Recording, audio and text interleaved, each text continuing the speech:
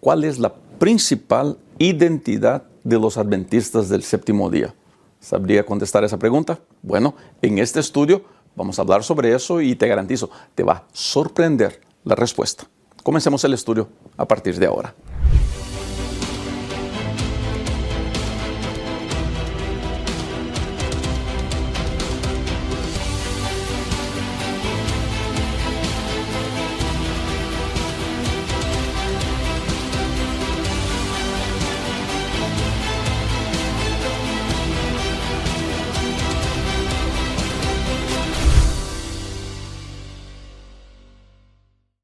Muy bienvenida, querida amiga y querido amigo aquí en mi canal. Soy el pastor Rubén Bullón y este video es el estudio de la lección de la Escuela Sabática, lección de número 3, que trae como el título El Evangelio Eterno. Y comenzamos, como siempre, con el verso para memorizar. Entonces vi otro ángel que volaba por el cielo con el Evangelio Eterno, para predicarlo a los que habitan en la tierra, a toda nación y tribu, lengua y pueblo. Apocalipsis capítulo 14, el verso 16.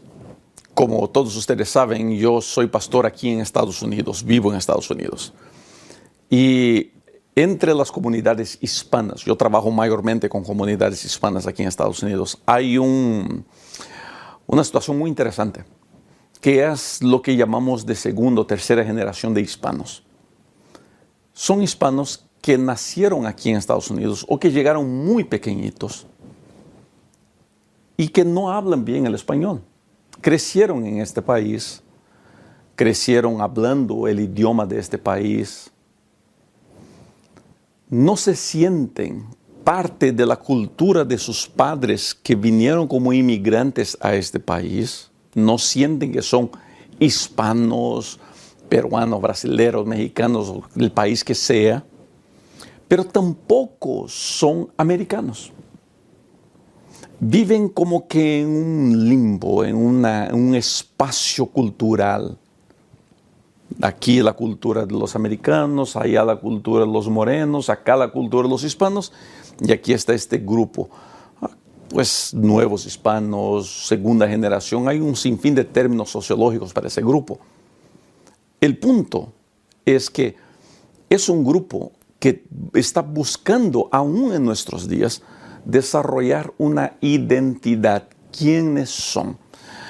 Al fin, en filosofía es la gran pregunta, ¿no? ¿Quién eres? ¿Quién soy yo? Tener una identidad es muy importante. Es la identidad que nos da rumbo. Es la identidad que nos da propósito. De ahí la importancia que Jesús y Dios le dan a ponerle nombre a su pueblo y a darle identidad a su pueblo. En la lección de esta semana vamos a entrar a los detalles de la identidad adventista del séptimo día. Ojo, la identidad de los adventistas no es el sábado. Aunque el sábado es el sello de Dios, es mandamiento, es válido, es importante, no es la identidad del adventista del séptimo día. Aunque somos conocidos por los que nos conocen como los que no hacen nada el día sábado, o que guardan el sábado, o que no trabajan el sábado. La identidad del adventista es la venida de Cristo, el anuncio de la venida de Cristo. Y el autor de la lección, el pastor Mark Finley, pone de una manera interesante que me llamó la atención cuando comencé a estudiar. Él dice que Apocalipsis 14 muestra mucho de la identidad del adventismo. ¿Por qué? Porque aunque el mensaje principal del adventismo es la venida de Cristo, la identidad del adventismo está directamente conectada a su misión. Y Apocalipsis 14 presenta la misión del adventismo. Voy a hablar mucho esta semana sobre datos y sobre informaciones muy pertinentes a la iglesia adventista, iglesia de la cual soy miembro y sirvo y defiendo. El adventismo tiene una característica muy especial, no voy a decir única, pero muy especial en relación a su misión y al cumplimiento de su misión y al alcance de su misión, cosas que veremos en el estudio de esta semana. Así que el estudio de esta semana es uno de esos estudios muy importantes que usted, querido hermano, querida hermana, querido joven adventista del séptimo día, necesita entender. Porque nos va a aclarar mucho en relación a nuestra identidad, al mismo tiempo nos va a aclarar mucho en relación a lo que no somos, que por veces es predicado como nuestra identidad. Así que apriétese bien el cinturón de seguridad, porque el estudio de esta semana que comienza ahora es un estudio sumamente especial.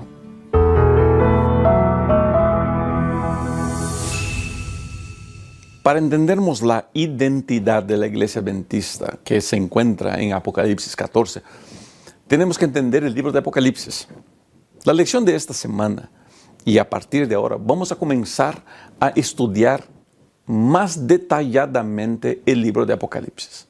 Vamos a ver más detalles de ese libro, vamos a intentar entender las nuances del libro, vamos a ver los significados que ahí están. Estoy preparando para mi canal una serie de estudios sobre el libro de Apocalipsis y a su tiempo usted recibirá la información. Por eso es importante estar suscrito al canal, marcar la campanita de notificaciones para que usted reciba eso. En ese estudio le voy a dar material para que usted pueda acompañar y estudiar. En ese estudio vamos a tener la oportunidad de tener llamadas por Zoom para contestar preguntas. Pero eso está más adelante. ¿Bien? ¿Por qué voy a hacer eso? Porque creo que es muy importante en los días que estamos viviendo entender el libro de Apocalipsis. Y creo que la Iglesia Adventista del Séptimo Día ha hecho un muy buen trabajo en desarrollar estudios sobre el libro de Apocalipsis. Tristemente vamos a encontrar siempre uno por aquí, uno por allá, que malinterpreta el libro de Apocalipsis porque parte de una premisa equivocada. Y ese es el punto de la lección del domingo. Poner los pilares, poner los cementos para el estudio del libro de Apocalipsis. Y el estudio del libro de Apocalipsis tiene que comenzar no por solamente ser una cuestión cronológica, pero tiene que comenzar por su primer capítulo, por su primer verso, donde se presenta como la revelación del Señor Jesucristo. El libro de Apocalipsis es revelación, claro que es, pero el libro de Apocalipsis, más que una revelación, es una revelación del Señor Jesucristo y de su gracia. Todo el libro de Apocalipsis, gente, todo el libro de Apocalipsis está pintado de gracia. Querer sacar gracia del libro de Apocalipsis es sacar su esencia, es sacar el contenido principal. Cristo es la figura de gracia. Cristo es el centro de la gracia.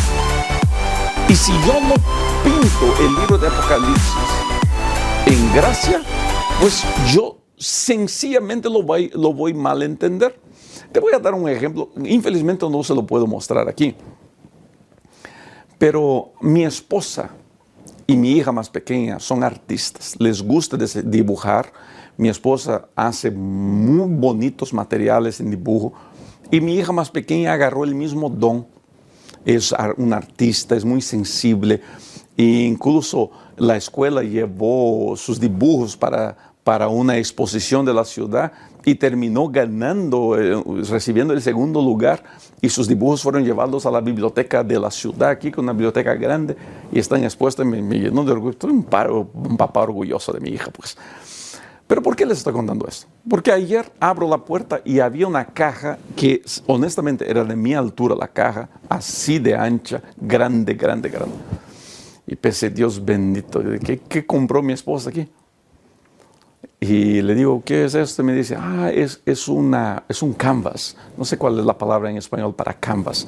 Es donde pintan, ¿no? Es una cosa así grande, porque ella con mi hija quieren hacer un dibujo de un cuadro para poner en la sala. El canvas tendrá el tamaño de esta mesa, un poco más grande. Ahora, en mi cabeza, que no soy artista, yo comenzaría a pintar.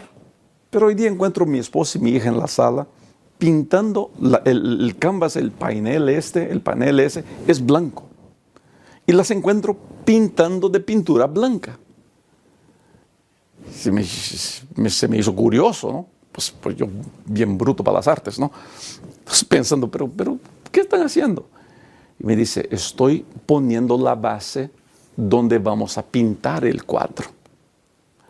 ¿Y cómo me sonó eso con el estudio? Vamos a imaginarnos que el libro de Apocalipsis es un cuadro. Y queremos pintar un escenario del Apocalipsis. La pintura base de todo el cuadro es Jesús y su gracia. Si no hay esa base, el cuadro no se va a firmar. El cuadro no se va a completar. Por eso es importante entender eso. Y gracia, una vez más, revelación de Cristo, revelación de gracia, nos va a mandar una vez más a la muerte del Señor Jesucristo y a todo lo que Cristo estuvo dispuesto para hacer por mí. Y me llama mucho la atención eso. Y quisiera una vez más decirle, la gracia muestra todo lo que Cristo hizo. Su obra, su vida, su sufrimiento, su muerte. Pero al mismo tiempo, la gracia muestra todo lo que yo no puedo hacer. Sí, pórtate bien. Sé lo mejor que puedes ser, mejor esposo, mejor esposa. Vive de la mejor manera posible. Jamás te conformes por ser cualquier cosa. Pero por favor entiende eso, querida amiga, querido amigo. Por mejor que seas, por más bien que te portes, por más bien portadito, por más estudioso, por más cristiano, por más religioso que seas, nada de lo que hagas añade un punto, una tilde, un coma a lo que Cristo hizo por ti. Nada de lo que hago aporta para mi salvación. Mi salvación es única y exclusivamente por gracia. Acepta esa gracia y tus obras tendrán algún sentido. El libro de Apocalipsis va a hablar sobre gracia y es importante entender. Me dio mucho gusto que el autor de la lección dedicó tiempo en este estudio para presentar la gracia como la base de todo este estudio. Así que al avanzar, recuerde siempre que todo está basado en la gracia, que es la mejor y más hermosa noticia que podemos tener.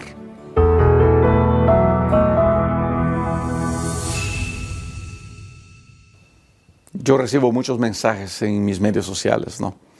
Y uno de los mensajes que recibo, vez o otra, es de buenos hermanos. Y permítame decir eso. Yo he recibido algunos mensajes de algunos hermanos diciendo, no, pastor, usted está muy equivocado, usted está mal, usted es liberal. Yo creo que esos hermanos son gente muy honesta y muy sincera.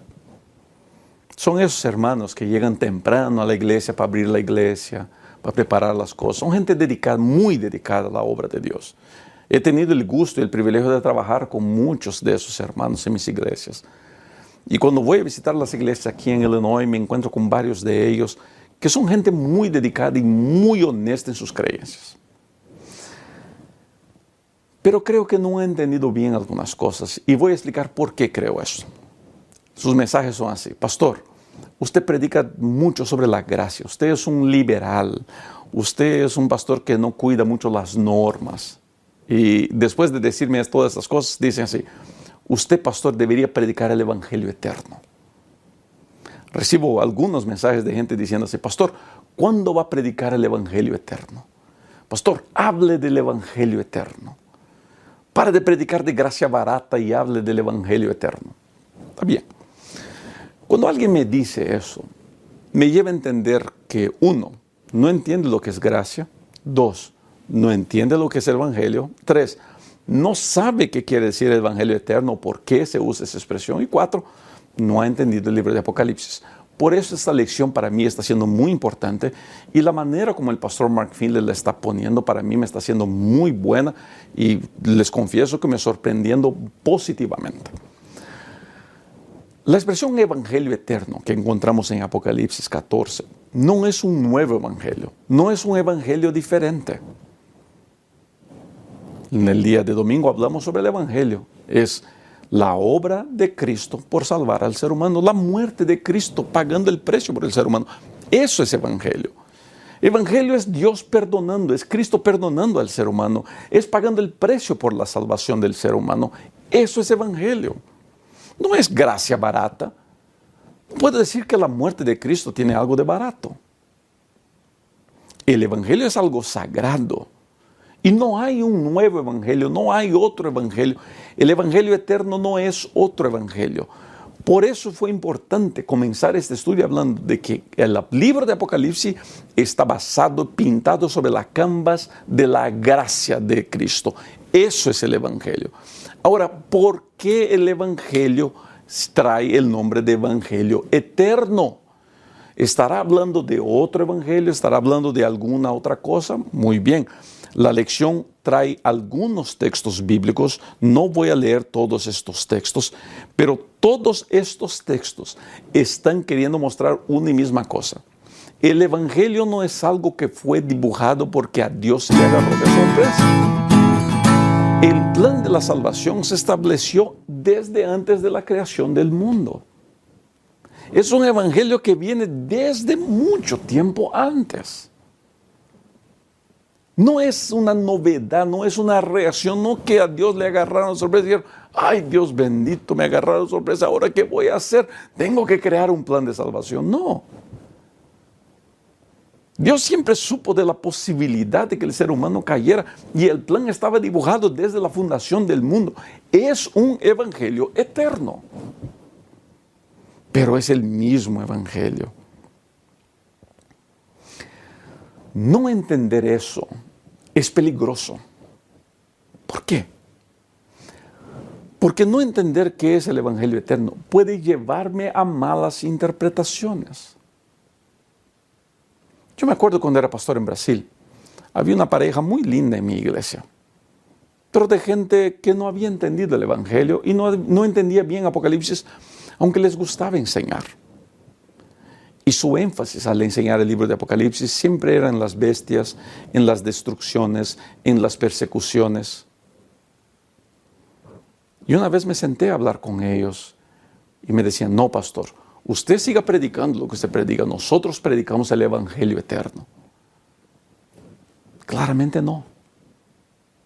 Cuando yo no entiendo qué quiere decir evangelio eterno, yo comienzo a usar el libro de Apocalipsis para atacar a los que piensan diferente de mí, para atacar a una iglesia de hermanos diferentes de la mía, para atacar a las costumbres que yo no estoy de acuerdo o la manera de pensar que no son mi manera de pensar.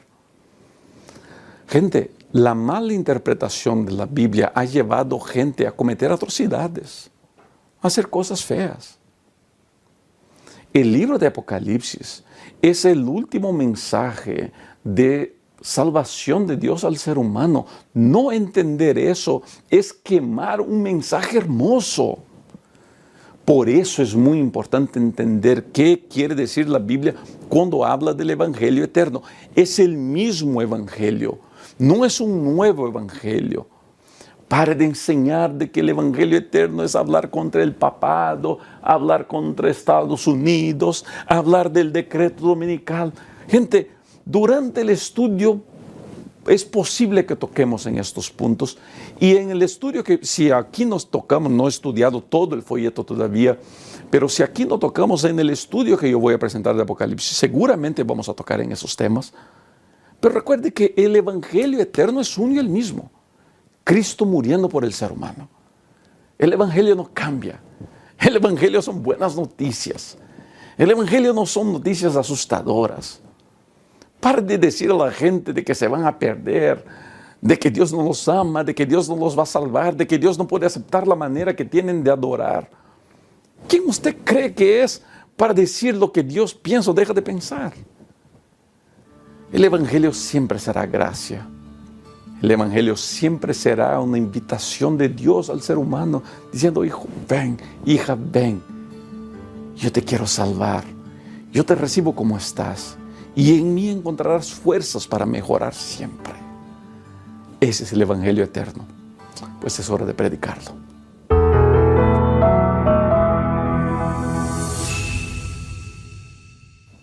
al mismo tiempo que el Evangelio mira hacia atrás. El Evangelio eterno se enfoca no solamente en el pasado, no es eterno solamente porque habla del pasado. El Evangelio eterno lleva ese nombre porque tiene origen en la fundación del mundo. Pero el Evangelio eterno también quiere decir el presente. No es un evangelio que fue creado allá y no tiene sentido. No, fue creado allá y tiene mucho sentido en nuestra vida hoy día. Estos días estaba jugando fútbol y al terminar estaba hablando con los muchachos y alguien se escuchó que yo era pastor. Y me acercó y me decía así: pastor, yo necesito perdón. Todos se asustaron porque nadie imaginaba esa conversación en medio de una cancha de fútbol. Entonces me alejé un poquito con él para darle privacidad y le decía: ¿qué le pasa? Joven, 23, 24 años. Pastor, yo he cometido tantos pecados, tanta maldad, tantos errores. Yo necesito perdón. Pastor, ¿dónde puedo encontrar ese perdón? El Evangelio trae ese perdón. La gracia trae ese perdón. Esa es la belleza del Evangelio eterno, que fue creado en la fundación del mundo, pero es real para nosotros hoy día. Es real para nuestra vida ahora. Es verdadero para lo que somos y lo que vivimos. El Evangelio eterno es real para usted. Pastor, yo he cometido tantos pecados. Pastor, yo he caído tantas veces. Yo creo que ya no hay esperanza para mí. Yo me imagino cuántas veces usted prometió que no volvería a hacer lo que hizo hoy día. Yo me imagino cuántas veces usted prometió que nunca más volvería a caer en el mismo pecado, pero parece que todo es más fuerte que usted. Usted planea, usted lucha, usted batalla, pero como que hay una fuerza dentro de usted que le lleva a vivir todo lo que usted prometió que jamás volvería a vivir. Y por eso se siente mal, sucio, asqueroso, indigno. El Evangelio es para usted. El Evangelio no es para gente perfecta.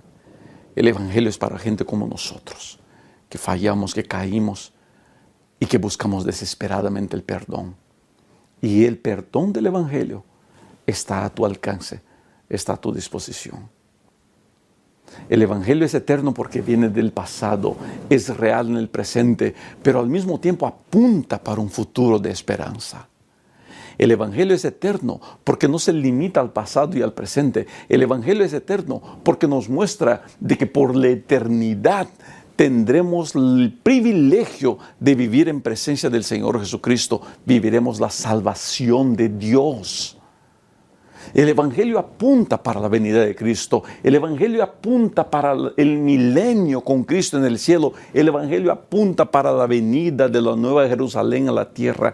El Evangelio apunta para un universo sin pecado. Por eso yo hablo del Evangelio eterno y por eso Juan habla del Evangelio eterno. El Evangelio eterno no son obras. El Evangelio eterno no son ataques, no son juicios, no son críticas, no son insultos. El Evangelio eterno es Dios mandando a su Hijo pagar el precio que el ser humano tenía que pagar por su terquedad, por sus malos comportamientos, por sus infindables pecados. Cristo vino, vivió, sufrió, murió, recibió la corona de vergüenza, recibió la corona de humillación, de espinos, entregó su vida libremente, murió y resucitó para que nosotros tengamos la victoria. Y el Evangelio eterno dice que muy pronto ese Cristo volverá, y no con una corona de espinos, y sí con una corona de victoria, para darla a todos aquellos que creen. Por eso te invito hoy día a escribir en los comentarios: yo creo en el Evangelio eterno. Yo creo en el Señor Jesucristo. Escribe eso en los comentarios. Que esa sea tu oración del día y que esa oración sea el reflejo para toda tu vida a partir de ahora.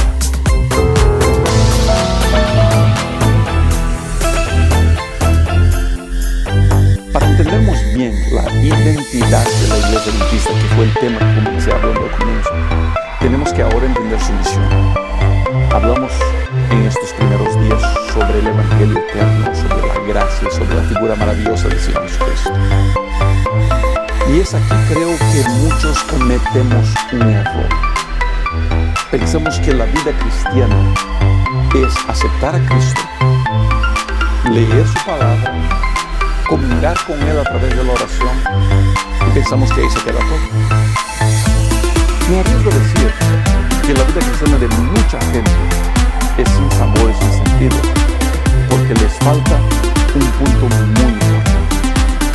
Y el punto muy importante que falta es la misión. La identidad de la Iglesia Adventista no son sus doctrinas, es su misión. Cuando la misión es mi identidad, es más práctico cumplirla. Me encanta la figura de Juan el Bautista cuando le preguntan, ¿eres el Mesías? No. ¿Eres Elías? No. ¿Eres el profeta que debería venir? No. Entonces, ¿quién eres? Le preguntan los fariseos. Y él dice, soy aquel que anuncia de la venida del Mesías. O sea, su identidad era su misión. Y una de las cosas bonitas de la Iglesia Adventista del Séptimo Día es cuando tenemos claro eso, que nuestra identidad es nuestra misión. Por eso digo que la identidad de la Iglesia Adventista no es el sábado ni el régimen alimentario, por bueno que esas cosas sean. La identidad de la Iglesia Adventista no es la música que se toca. ¿Se da cuenta de eso? La identidad de la Iglesia Adventista está directamente conectada a su misión. Y Apocalipsis 14 no habla solamente del Evangelio, habla de la misión. Ese Evangelio tiene que ser predicado a todo el mundo, toda tribu, raza y lengua. La vida religiosa de mucha gente está frisada, está paralizada, no tiene sentido, no tiene sabor, porque no hay misión. Somos buenos en leer la Biblia, somos buenos en orar, somos buenos en vigilias, somos buenos en libros, pero como que nos falta un poquito de misión. Pero cuando hay misión, hay vida. En la lección del día miércoles dice, id por todo el mundo. Cuando Cristo subió al cielo, la última cosa que le dijo a sus discípulos no fue, guarden el sábado, vayan a la iglesia, no coman carne de cerdo, no tomen alcohol, no escuchen música de mariachi. No fue nada de eso que Cristo les dijo, aunque todo eso tiene su lugar. ¿Qué fue lo que Cristo dijo? Vayan por todo el mundo, prediquen el Evangelio, cumplan con la misión. La misión no es de la iglesia, aunque es de la identidad de la iglesia la misión, y la iglesia tiene su misión. La identidad de todos nosotros, porque todos nosotros somos la iglesia. La iglesia adventista no es el edificio que está en la avenida Comandante Espinar o está aquí en la Plainfield Road. La iglesia adventista no es el edificio de la L2 Sur en Brasilia o mismo lo que está allá en Maryland. No, la iglesia adventista es usted y yo, somos nosotros. Y si no hay misión en nosotros, no hay propósito, no hay identidad.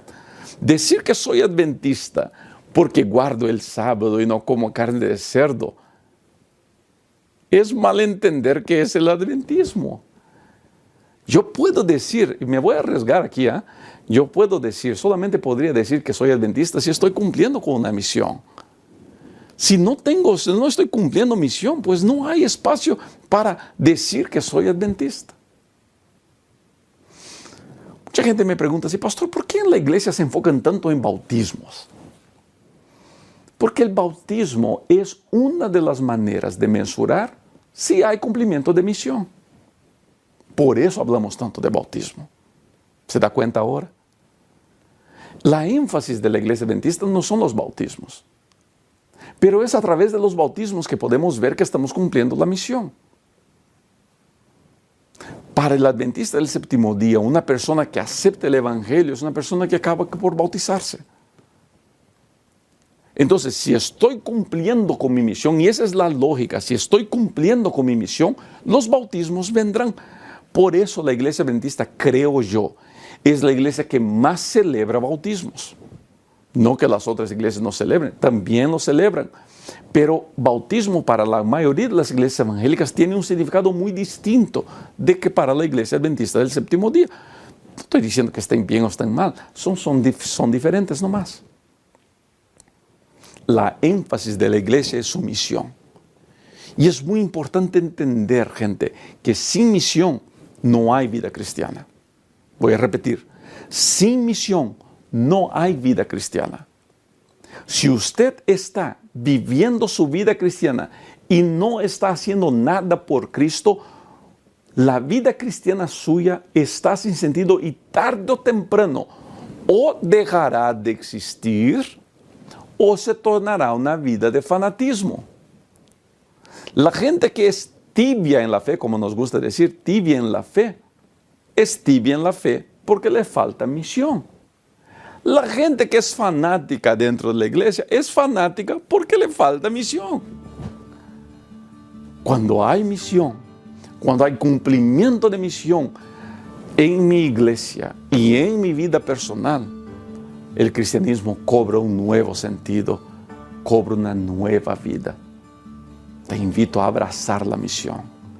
Te invito a buscar cumplir la misión que Dios te ha dado. Escribe en los comentarios como tu oración hoy día: Señor, úsame para cumplir con la misión. Señor, úsame para cumplir con la misión. Escribe eso en los comentarios y que esa sea tu oración del día.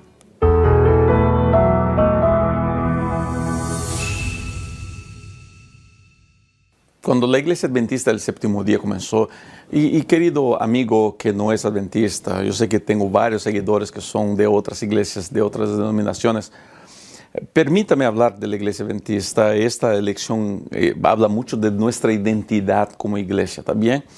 Cuando la Iglesia Adventista comenzó, su gran enfoque fue cómo podemos llevar este mensaje. ¿Cómo podemos anunciar ese mensaje? Entonces, todo lo que la iglesia desarrolló teniendo en cuenta cómo podemos llevar ese mensaje. Por ejemplo, la lección habla de la vida de John Andrews, que da nombre a la Universidad de Andrews. John Andrews es el primer misionero de la Iglesia Adventista del Séptimo Día que se va a otros lugares. Se fue a Europa. Estaba recién viudo y se fue con sus 2 hijos.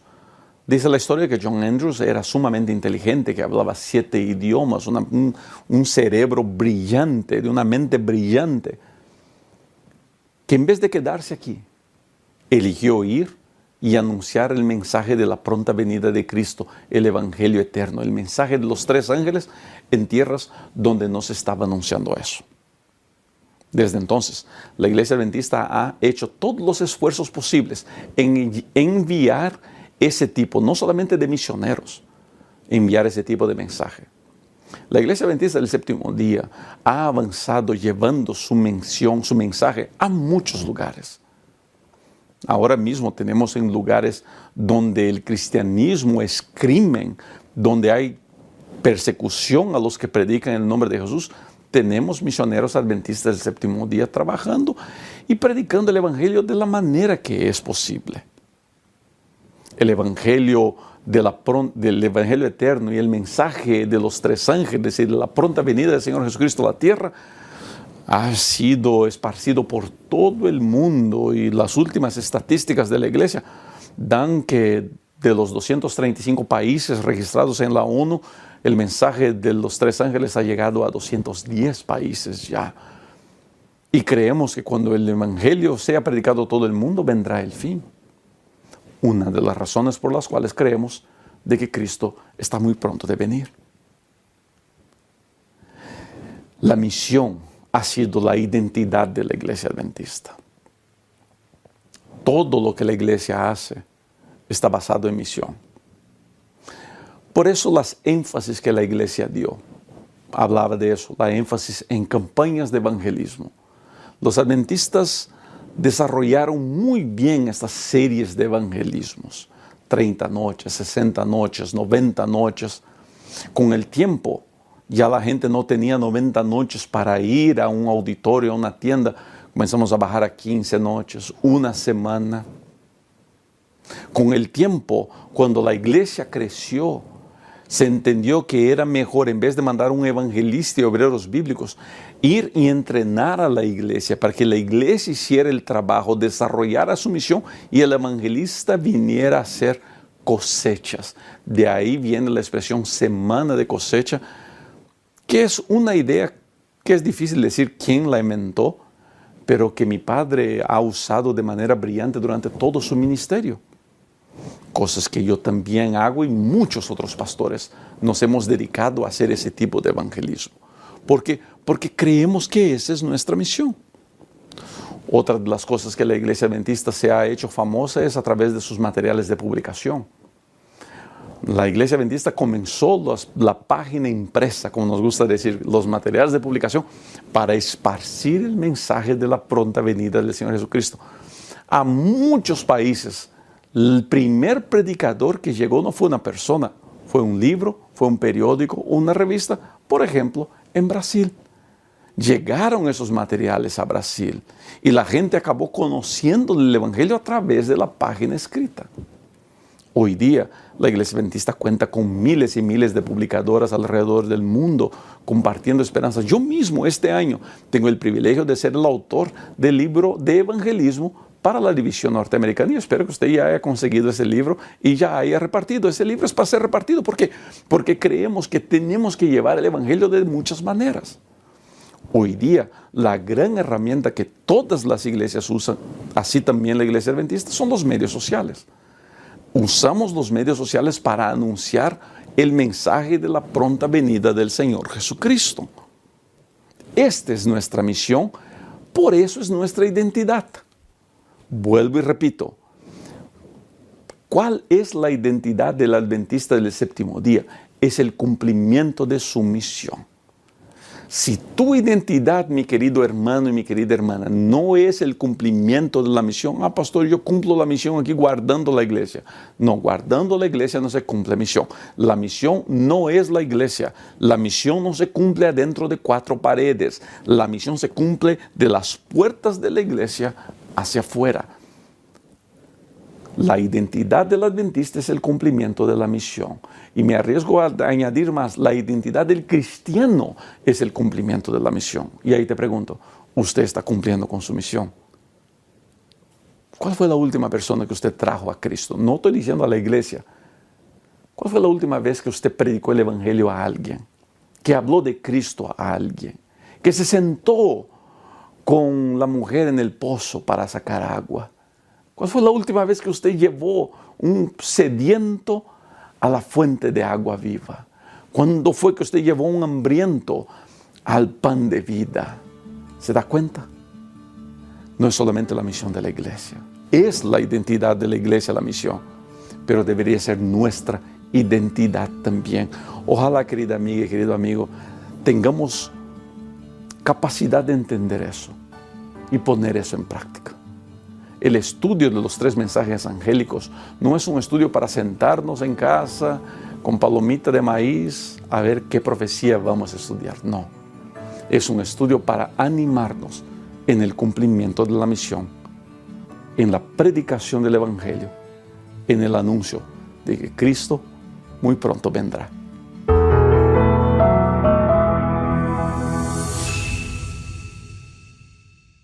Entre los mensajes que recibo muchos de personas que me dicen así, pastor, no encuentro más alegría en la iglesia. Siento que mi vida en la iglesia no tiene sentido. Me siento sin ganas de ir, me siento sin ganas de participar en la iglesia. Yo me pregunto por qué. Si el evangelio es tan hermoso. Yo sé, hay algunas iglesias que son difíciles, hay algunos hermanos, y vuelvo, gente, tenemos que intentar entender y ser misericordiosos con aquellos que en su celo hacen de la iglesia algo un poco más difícil. Tenga misericordia, entienda que esa persona no está haciendo eso por malo y sí, porque quiere ver las cosas bien hechas. Es diferente, por ejemplo, cuando hay en la iglesia alguien que se pelea por todo, ¿no? Todos conocemos gente así en las iglesias, pero yo creo que la gente se desanima de la iglesia no es por esas cosas, ni por el celoso, ni por el criticón. ¿Sabes por qué se desaniman? Porque su vida religiosa siempre ha sido mirar y mirar. Estos días, hace un par de años, cuando comencé a hacer evangelismo con mi padre, los pastores me preguntaban así, ¿no? Yo hacía caravanas con mi padre cuando vivía en Texas, y aquí en Illinois también hago la misma cosa.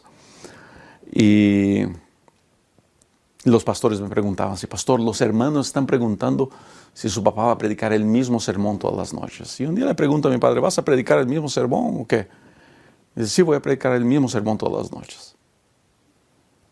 Pues yo le digo, pero la gente se va a quejar, creo. Y me dice, hijo, ¿sabes cuál es el problema de esas campañas?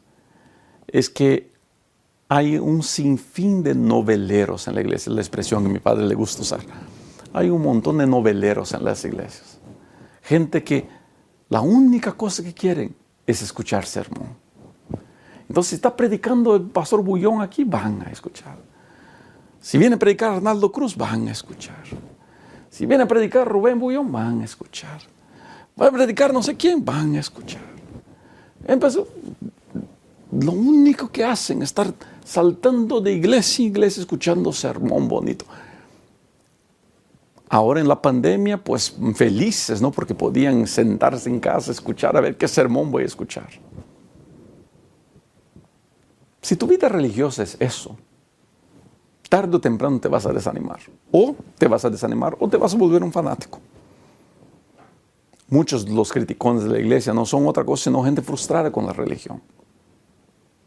¿Cuál es la solución para tener una vida cristiana feliz, una vida adventista feliz, una vida religiosa, sabes, que llene, una vida religiosa que haga sentido? ¿Cuál es la solución? La misión. No hay otra, gente. Mira, yo no quiero convencerlo a usted de hacer mi trabajo. Alguien me dijo estos 2 días, no, pastor, ustedes hablan de misión porque el trabajo que es de ustedes, pastores, ahora quieren que los miembros lo hagan. No se trata de eso. ¿O usted cree que porque yo predique el evangelio va a avanzar más rápido? No. El evangelio no avanza porque yo predico, porque mi padre predica o porque quien sea predica. El evangelio no va a avanzar más rápido porque usted lo predica.